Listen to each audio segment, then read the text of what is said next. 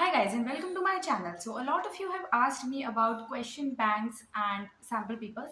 So this video is all about sample papers, question bank and PYQs, and in this video I'll be telling you from where you can do PYQs, where you can find the official answer key that was published by CBSE, and which book is best for sample papers and question banks.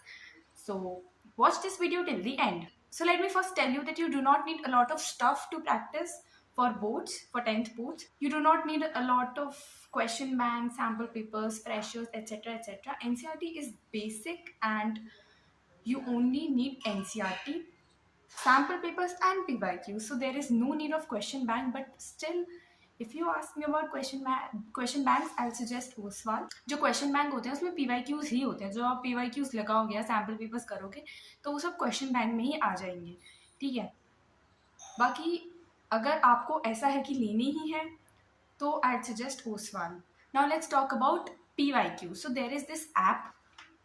You will find it on Play Store. That is class 10 CBSE papers. Similarly class 12 CBSE papers का भी एक app करके है. तो उस app से आप download कर सकते हो. You will find yearly PYQs और उसके साथ साथ आपको आंसर की भी मिलेगी ऑफिशियल पब्लिश्ड बाय CBSE. सो उस ऐप में आपको सारे सेट मिल जाएंगे. सेट 1 2 3 4 जितने भी सेट्स आते हैं वो और आंसर की मिल जाएगी.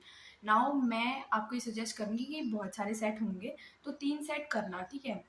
शुरू की 3 और 3 सेट में भी मैं ऐसे बोलूँगी कि सारे सेट लगभग सेम होते हैं. 1-2 क्वेश्चन का अंतर होता है और क्वेश्चन नंबर चेंज होते हैं. तो आप सेट 1 करना, उसके बाद सेट 2 में देखना जो क्वेश्चंस आपने कर लिए वो मत करना, जो आपने नहीं किए हैं जो सेट 1 में नहीं थे वो करना. Similarly go with set 3. उसके साथ आपको मिल जाएगी official answer key that was given by CBSE. PYQs और सैम्पल पेपर सही तरीके से कैसे करने हैं I will tell you that in the next video. Also जब आप PYQs करो तो मेक श्योर कि आप 2021 के बाद वाले PYQs करो. 2021 में कोविड आ गया था तो 2021 में बोर्ड्स नहीं हुए थे. उससे पहले जब बोर्ड्स हुए थे तो उससे पहले का सिलेबस अलग था और अब का सिलेबस अलग है, प्लस पैटर्न भी काफ़ी चेंज हुआ है. तो 2021 के बाद वाली PYQs करने हैं, यानी कि 2022, 3, 4 एंड 5.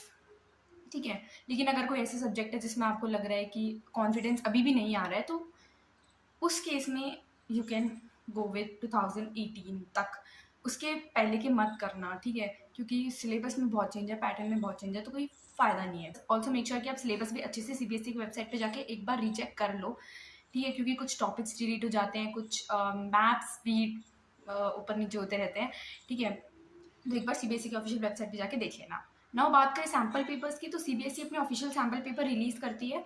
हमारे टाइम पे सितंबर अक्टूबर में कर दिए थे. तो जब CBSE अपने ऑफिशियल सैम्पल पेपर रिलीज़ करेगी तो वो वाला सैम्पल पेपर आपको कर लेना है.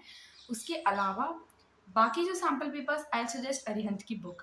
नाउ मैंने एक्चुअली 2 बुक्स ली थी लेकिन वो दूसरी वाली बिल्कुल भी फ़ायदा मुझे नहीं रहा उसको लेके. ठीक है. वो भी एक हाइप्ड बुक थी तो ऑनेस्टली वो मैंने बुक ली and it's at competency based questions हैं इसमें. ऑनेस्टली बताऊँ तो बोर्ड्स में मतलब ऐसे बोल रहे हैं कॉम्पिटेंसी आएंगे, वैल्यू बेस्ड आएंगे, लेकिन बहुत ज़्यादा वैल्यू बेस्ड नहीं आते. मतलब ऐसा नहीं होता कि सारे क्वेश्चन ही वैल्यू बेस्ड. वो जो बुक मैंने ली थी उसमें सारे question competency, value based, real life के बेस्ड थे, लेकिन सारे क्वेश्चन रियल लाइफ बेस्ड नहीं आते हैं. तो इस चक्कर में मत पड़ना. अरिहंत के सैम्पल पेपर लेना और उस बुक के पीछे आपको chapter wise 5 most important questions मिल जाएंगे. मोस्ट इंपॉर्टेंट क्वेश्चंस मतलब वो क्वेश्चन जो बहुत ज़्यादा बार रिपीट हुए हैं बोर्ड्स में. ऑल्सो सैम्पल पेपर में PYQs भी इंक्लूडेड होते हैं तो आपकी PYQ की भी प्रैक्टिस हो जाएगी. ठीक है. अरिहंत के सैम्पल पेपर्स मैंने लिए थे for all the subjects so you can go with that. उसके अलावा रिफ्रेशर, गाइड ये सब लेने की ज़रूरत नहीं है इतनी. मैंने ऑनेस्टली पता है क्या लिया था, NCRT थी मेरे पास, सैम्पल पेपर्स लिए थे अरिहंत के और PYQs किए थे मैंने उसी ऐप से जो ऐप मैं आपको बता रही हूँ. बस उसके अलावा मैंने और कुछ भी नहीं लिया था. मेरे पास अपनी किसी कज़न की बुक्स भी आई थी, फ्रेशर, रिफ्रेशर, मतलब जो भी वो सब रहता है. ठीक है. लेकिन मैंने उनमें से किसी से भी नहीं पढ़ा क्योंकि मैंने ले तो इतनी सारी बुक्स ली थी उससे, लेकिन मैंने पढ़ा उनमें से एक से भी नहीं. ठीक है. क्योंकि through out the year time नहीं मिलता. ऑल्सो NCRT के बैक साइड क्वेश्चन पे भी फोकस करना है, उसमें से भी क्वेश्चन आ जाते हैं. ऑल्सो CBSE के जो पिछले साल के सैम्पल पेपर है, उससे पहले के सैम्पल पेपर्स हैं, उसमें से भी लोग बोलते तो हैं क्वेश्चन आ जाते हैं. मतलब आपके पास टाइम है अच्छा खासा तो आप प्रैक्टिस कर सकते हो. उसी ऐप से, जो ऐप मैंने आपको बताया है, उसमें सैम्पल पेपर्स भी मिल जाएंगे पिछले साल के, और पिछले साल के पीवाईक्यूज भी मिल जाएंगे विद आंसर। अब बात करते हैं कि सैम्पल पेपर सॉल्व करना कब शुरू करना है, पीवाईक्यूज कब करना शुरू करना है।